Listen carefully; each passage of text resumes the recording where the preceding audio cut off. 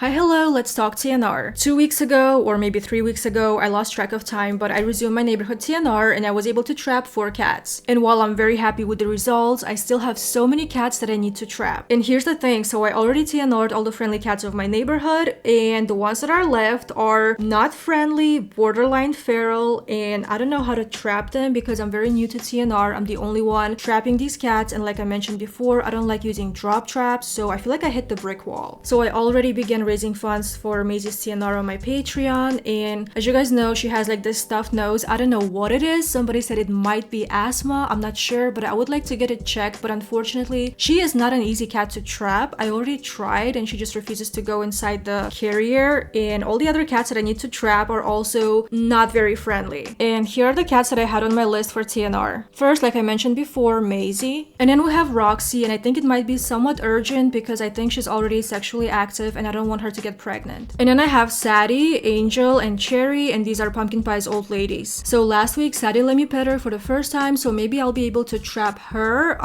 Cherry is a bit of a wildling. She's a very scratchy and bitey cat, and I'm low-key scared of her, so I don't know how I'm gonna trap her. And then we have Angel, and she recently had babies, so I don't think she's ready to be spayed yet. Building 11, which happens to be Pumpkin Pie's old territory, is a disaster zone because there are so many female cats, and most of them are either pregnant or they already had babies, and they're not very healthy, so I don't even know what to do because they're not even friendly. They're not easy to trap. And so far, I was only able to TNR Pumpkin Pie, Priscilla, and Tiffy. And then there are these random male cats that are constantly terrorizing our female cats and fighting with our fixed male cats. I would like to get them fixed. I don't even know if I can trap them because they look feral. And then there's Lily, who's a newcomer, but she is so feral. And also Tilly, but Tilly, I don't even know where she lives nowadays. I haven't seen her in a while. And last time I saw her, she was pregnant, and Tilly is also quite feral herself. So I don't even know what to do. Maybe I should just like give up. I think a lot of people underestimate how difficult TNR is, especially doing it on your own. And for me, it's an entire process where I have to first raise funds, and to raise funds, you gotta make a lot of content. Like you guys know, my channel is not monetized, so I can only raise funds through Patreon, and then go out there, try to trap these cats. And you know, sometimes you get lucky, you trap cats in 5 minutes, and sometimes like with Pumpkin Pie and Tiffy, you guys helped me to cover her TNR costs in full. And sometimes you get unlucky and it takes longer to raise funds. Sometimes, you know, you bring a cat and they have some complications, like with Tiffy